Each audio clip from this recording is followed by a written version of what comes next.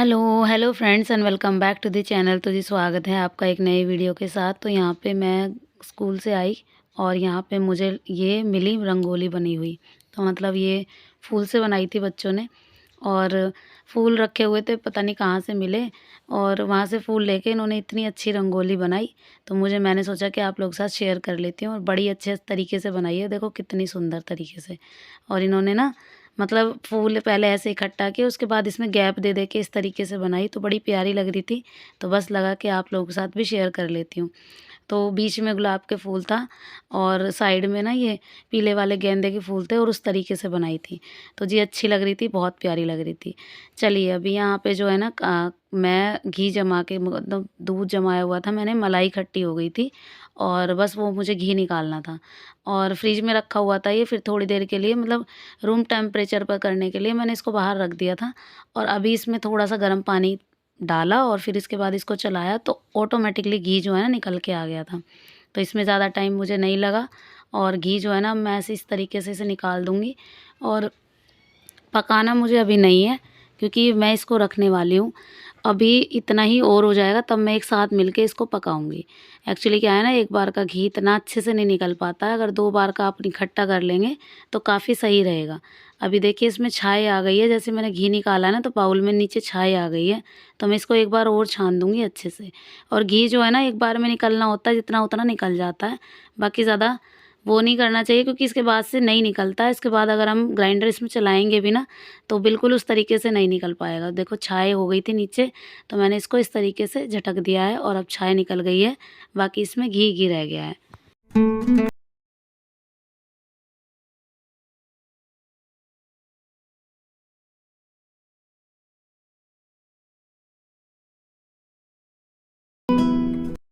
अब यहाँ पे वो काम हुआ ख़त्म, तो मेरे पास ये कपड़ा रखा हुआ था वेलवेट का।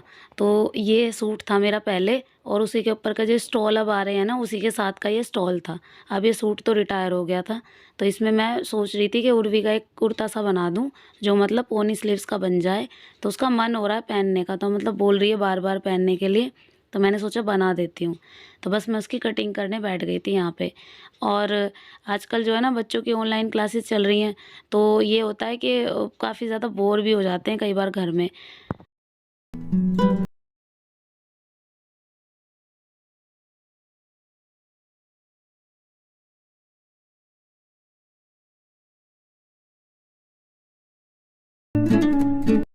क्योंकि जो पढ़ाई स्कूल में हो जाती है वो स्कूल वाली होती है और जो घर में इस तरीके से ऑनलाइन वाली पढ़ाई होती है वो ऑनलाइन वाली होती है। बच्चे ना तो डर के पढ़ते हैं ना कैसे, और बस एक एक ही चीज़ हो जाती है कि हाँ पढ़ाई हो रही है, लेकिन पोल्यूशन की वजह से ये हो ही रहा है और टीचर्स को तो जाना ही पड़ता है, तो हमें जाना पड़ रहा है और बस आके जो है ना बस वही अपने रूटीन में शामिल होना है। तो हमें क्लासेस वगैरह लेनी होती हैं, बच्चों को होमवर्क क्लास वर्क कराना होता है और फिर उसके बाद हमारा भी जैसे टाइम हो जाता है तो हम भी आ जाते हैं। तो यही चल रहा है अभी तो, मतलब लाइव जो है ना इसी मोड पे चल रही है। तो बस यहाँ पे जो कटिंग हो गई थी सूट की, अब ये स्लीव्स वगैरह भी ये भी निकल गई हैं पोनी। तो ये पोनी स्लीव्स निकल रही थी तो मैंने इस तरीके से इस कपड़े को यहीं से फ़ोल्ड कर दिया। तो मतलब मेरा प्लान ये था कि मतलब इसी में से अगर प्लाज़ो भी निकल जाए तो बेटर है, लेकिन वो हो नहीं पाया। तो मतलब प्लाज़ो के लिए कपड़ा थोड़ा कम पड़ रहा था, तो बस इसी वजह से मैंने सोचा कि रहने ही देती हूँ। तो स्लीव्स निकालने के बाद ना फिर जो कपड़ा बचा उसको मैंने किसी यूज़ में ले लिया, जैसे कि गैस के कपड़े वगैरह बनाने में, क्योंकि वेलवेट है और ईज़िली यूज़ हो जाता है। तो बस यहाँ पे स्लीव्स कट गई थी और फटाफट से मैंने इसको बिल्कुल सिंपल सोबर तरीके से सिल भी दिया था, क्योंकि मैं इसको ज़्यादा टाइम से नहीं रखना चाहती थी।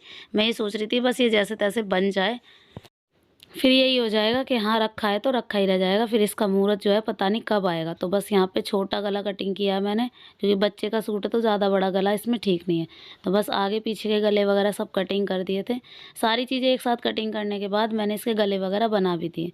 अच्छा, गले पे मैंने पट्टी लगाई है पिंक से कलर की, तो इससे ज़्यादा डार्क कलर मेरे पास कोई और कपड़ा था नहीं और वेलवेट से मुझ पे पट्टी लग नहीं पा रही थी। इसी वजह से मैंने सोचा कि इस तरीके से इसको लगा देती हूँ, अंदर की तरफ तो दिखेगी भी नहीं। तो इसलिए मैंने इस तरीके की पट्टी लगा दी इस पे।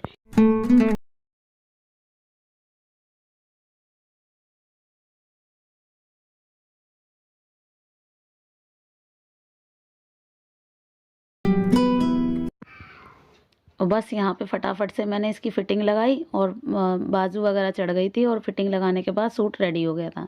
तो पहले एक बार उर्वी को पहना के देख लिया था, तो मतलब फ़िटिंग वगैरह एकदम से परफ़ेक्ट आ रही है कि नहीं।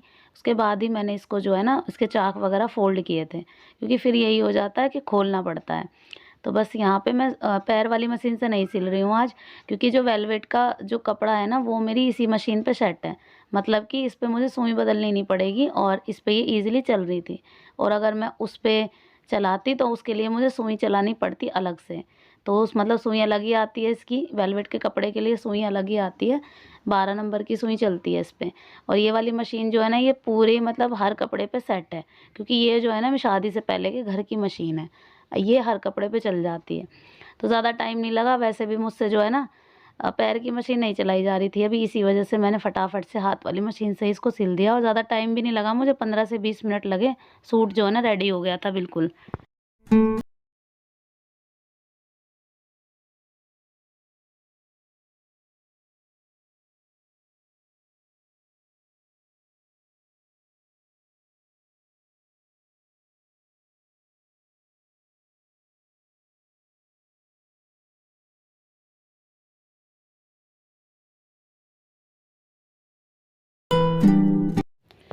सो गाइस, सिलाई तो हो गई थी कंप्लीट, मतलब थोड़ा बहुत रह रहा था उसमें चाक बनाने। तो यहाँ पे जो है ना चाय बनाई उर्वी ने आज, और मन था उनका समोसे खाने का, तो मैंने समोसे भी मंगवा लिए।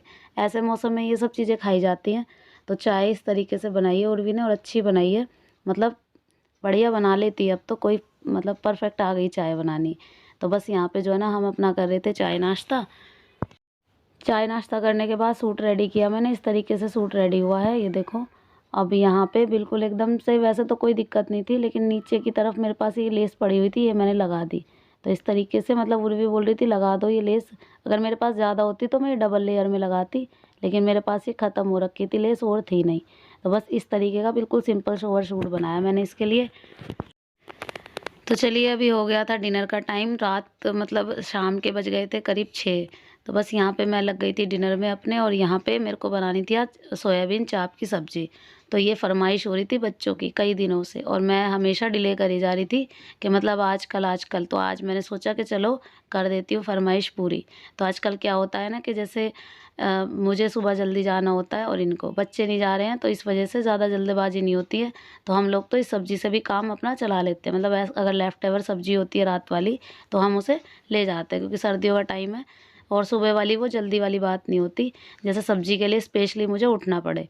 तो अगर सब्ज़ी का काम होता है तो उठो 5 बजे, क्योंकि अगर स्पेशली सब्ज़ी होती है, बनानी है, काटनी है, काट पीट के रात को भी रख दोगे तो भी आप 5:30 तो जगोगे ही जगोगे, क्योंकि टाइम उतना ही लगता बनने में जितना कि हमें शाम को लगता है।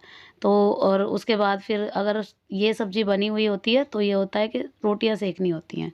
तो इसी वजह से आजकल का टाइम थोड़ा अच्छा सा लग रहा है, क्योंकि सब्ज़ी नहीं बनानी पड़ती। कई बार होता है, हमेशा ज़्यादातर ये होता है कि ज़्यादातर नहीं बनानी, लेकिन ज़्यादातर बनानी भी पड़ती हैं, क्योंकि जब मेरे पास कोई ऑप्शन नहीं होता तब मुझे बनानी पड़ती है। तो यहाँ पे सोयाबीन चाप के मैंने पीसेस कट कर लिए थे, उसकी जो डंडी है वो निकाल दी थी। उसके बाद मैंने इसको फ्राई करने के लिए छोड़ दिया था इसमें। अब सोयाबीन चाप थोड़ी ज़्यादा थी, तो इसलिए 2 बार में फ्राई होनी थी ये।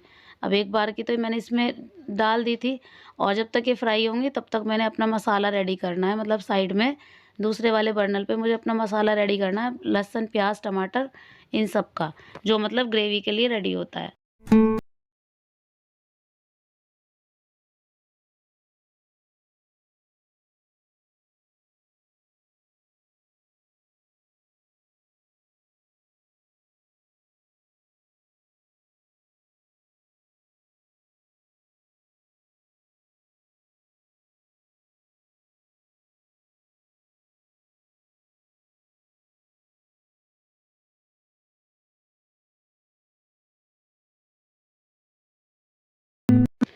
तो जब तक चाप फ्राई हो रही है तब तक ये भी मसाला फ्राई हो जाएगा, मतलब टमाटर ये सब फ्राई हो जाएंगे, अच्छे से गल जाएंगे। तो थोड़ी देर के लिए मैंने ये ढक के पका दिए थे। तो जब तक वो हो रहे थे तब तक मैं ये चाप की दूसरी वाली जो लेयर है ना, उसको भी मतलब मुझे अच्छे से फ्राई करना है। तो मैंने ये वाले जो थे वो निकाल दिए थे और दूसरी साइड के डाल दिए थे इसमें। अब यहाँ पे जो है ना मसाला भी अच्छे से हो गया था, तो मुझे इसको पीसना था। तो मैंने इसको ग्राइंडर में रखा और इसका एक फ़ाइन सा पेस्ट बना लिया। तो फ़ाइन पेस्ट का मतलब ये है कि पहले इसको ठंडा होने दो, तब उसके बाद फ़ाइन पेस्ट अच्छा बन जाएगा, क्योंकि गरम में जो फूकने का भी डर रहता है। लेकिन मेरे पास टाइम इस वक्त था नहीं, तो मैंने फटाफट से इसमें थोड़ा सा ठंडा पानी डाला और अच्छे से इसको पीस दिया। तो जी बस यहाँ पे पिस गया था। और अब जो है ना बारी आती है सब्ज़ी बनाने की। तो सब्ज़ी बन रही थी इस तरीके से। ऑयल में मैंने सीधा मसाला ही छोड़ दिया था, उसके अलावा कुछ एक्स्ट्रा नहीं डाला, क्योंकि आज मेरे पास इलायची वगैरह भी अवेलेबल थी नहीं। और इलायची मैं कम ही डालती हूँ सोयाबीन चाप वगैरह में। तो मटर पनीर हुए या शाही पनीर वगैरह होते तब मैं ऐड करती हूँ इलायची। तो आज के लिए मैंने इसको स्किप कर दिया और यहाँ पे नमक, मिर्च, हल्दी, सूखा मसाला, गरम मसाला सारी चीज़ें इसमें ऐड कर दी थी। अब जो चाप का मसाला है उसको मैं ऐड करूँगी बाद में। तो जी अभी देखिए ऑयल सेपरेट हो चुका है इसका, अच्छे से मतलब गल गया है मसाला। अब जो है ना मैं इसमें चाप का मसाला साथ में ऐड करने वाली हूँ। तो करीब 2 से 3 चम्मच मैंने इसमें चाप का मसाला ऐड कर दिया है। सारा नहीं डाला, क्योंकि मैंने खुद से भी ड्राई मसाले इसमें ऐड किए हैं और इतने लिमिटेड ड्राई मसाले इसमें ऑलरेडी होते हैं, तो इसलिए मैंने इसको आधा ही ऐड किया है। तो बस यहाँ पे ये और अच्छे से पक जाए मसाला, फिर उसके बाद मैं इसमें ये चाप ऐड करने वाली हूँ। सो गाइज़ कर दी हैं इसमें चाप ऐड। अब देखो मसाला काफ़ी अच्छे से भुन गया है, काफ़ी देर हो गई है। अब मैंने इसमें ये चाप ऐड कर दी है। अब इनको गलने में जितना टाइम लगेगा उतना मैं थोड़ा सा पानी इसमें, मुझे इसको गलाने के लिए पानी उतना चाहिए और ग्रेवी भी चाहिए, तो मैं पानी थोड़ा कम ही ऐड करूँगी। सो गाइज़ यहाँ पे देखो मसाला अच्छे से भुन गया, सोयाबीन चाप भी मेरी अच्छे से गल गई। और उसके बाद लास्ट मोमेंट पे मैं इसमें ऐड करने वाली हूँ कसूरी मेथी। तो ये कसूरी मेथी ऐड करने के बाद मैं इसको अच्छे से चला दूँगी और बहुत अच्छे से बन के जो है ना रेडी हो गई थी सोयाबीन चाप की सब्ज़ी। अभी जो है ना बस फटाफट से मैं इनको सर्व करूँगी।